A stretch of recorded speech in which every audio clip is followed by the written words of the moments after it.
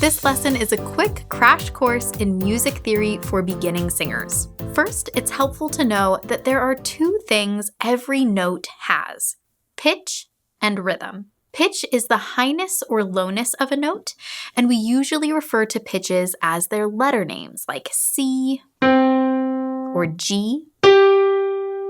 But pitch is another word for frequency, so you might see something like A440 as the frequency of this pitch. It has the letter name A, its frequency is 440 hertz. In addition to pitch, a note also has rhythm. Rhythm is the duration of the note, how long or short it is played or sung. Now, back to those pitch letter names for just a second. The musical alphabet only has 7 letters. It goes from A to G and then repeats like this. So we have A, B, C, D, E, F, G, and then we start over at A, B, C, and so on. You might have noticed I didn't play any of the black keys. Those share letter names and can be spelled as either a sharp or a flat of the white key next to it. For example, this is C, this is D. The black key in the middle can be called either C sharp or D flat.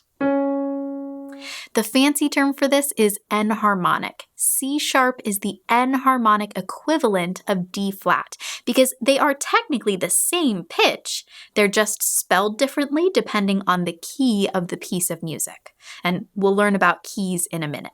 Make sure to subscribe and hit the notification bell so you never miss a new video. If you enjoyed this video, click the like button. It'll really help us out. If you want to know more about music theory, head to 30daysinger.com/theory for singers for step-by-step video lessons on scales, chords, and much more. It's important to note that C sharp or D flat is a legitimate pitch that you can sing in tune. This is different from the concept of a singer or instrumentalist being out of tune. It's confusing because if I attempt to sing this C, but was a little bit too high, we'd say I was sharp. And if I was a little too low, we'd say I was flat. I mentioned before that the musical alphabet repeats. So how do we differentiate between this A and this A? We use octave numbers. The first full octave from C to C on a full piano keyboard starts at C1. Then we have C2, C3, C4, also called middle C because it's about in the middle, and so on, C5, C6, C7. While letter names start over going from G to A, octave numbers start over from B to C. So for example, this is C4, D4, E4, all the way to B4. And then the next C is C5. Just below C4 is B3, A3, and so on. An octave, you might have guessed, is the distance of 8 steps, oct meaning 8. So we often sing a major scale like this. 1, 2, 3, 4, 5, 6, 7, 8. And if I just sing 1, 8, that's the interval of an octave. An interval is just the distance between two pitches. Octave is a good interval to know. 2 more you can learn are a minor second and a major second. A minor second is the smallest interval on the keyboard, and it's also referred to as a half step or a semitone. And it might remind you of the Jaws theme. A major second is the distance of 2 half steps. It's also called a whole step or a tone, and it sounds like happy birthday. Happy birthday birthday. Let's try a quick test. Can you tell the difference between a minor second and a major second? Remember, minor is smaller and it sounds like the Jaws theme. Major is bigger and it sounds like Happy Birthday. Let's see. Close your eyes if you think you're going to cheat and look at the keyboard. Is this a minor or major second? Again? Minor second. How about this one?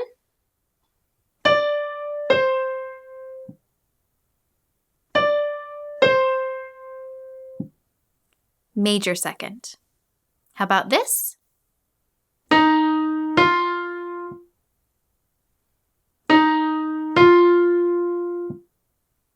Major second. One more.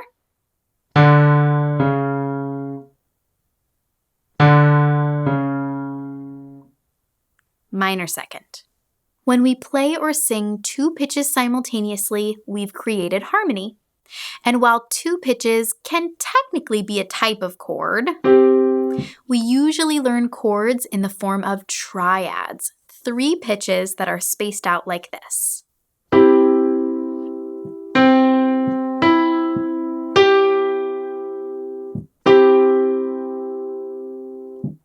We have major chords, which sound happy, minor chords, which sound sad.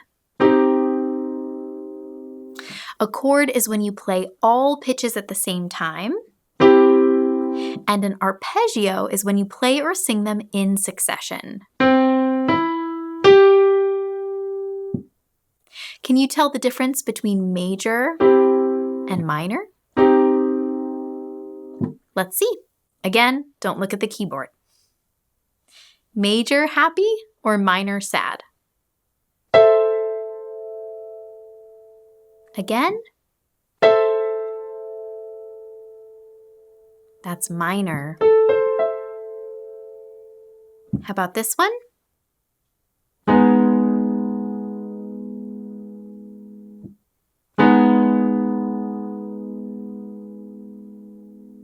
Also minor.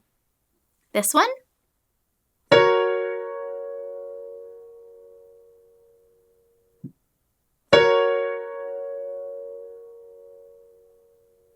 And that one's major. We have 2 more essential terms to learn: scale and key. A scale is a sequence of pitches played in order. The most common scale in vocal exercises is the major scale, which sounds like this.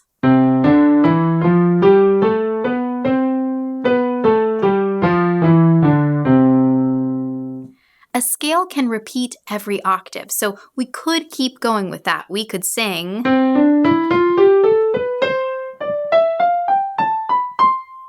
and on if you have a really wide range. We can ascend and descend. We also have the minor scale, which sounds like this.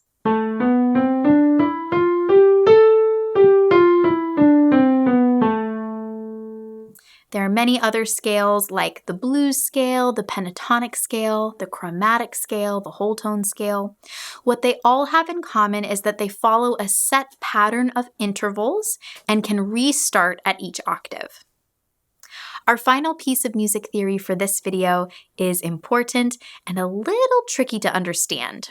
We're talking about keys. Now, I don't mean a single key on the keyboard.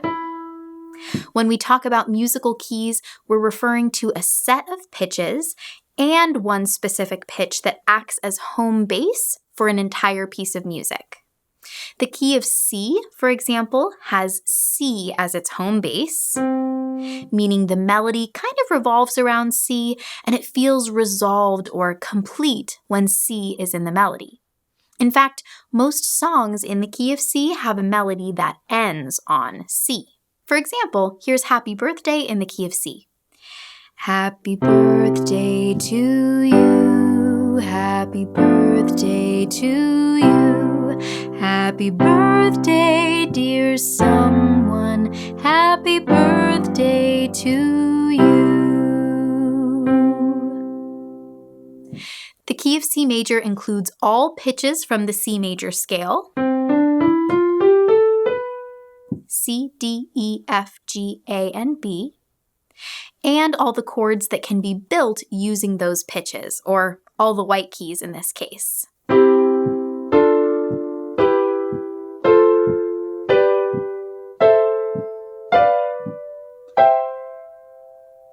Changing the key of a song shifts the range of the entire melody and can make a song easier for you to sing. So if the key of C wasn't an easy fit for you, for example, you could try the key of A. Happy birthday, or Happy birthday. Or you could try the key of F. Happy birthday. That's all for today. I hope you learned something, maybe had some confusion cleared up, and feel free to check out past live lessons on music theory for more on these concepts.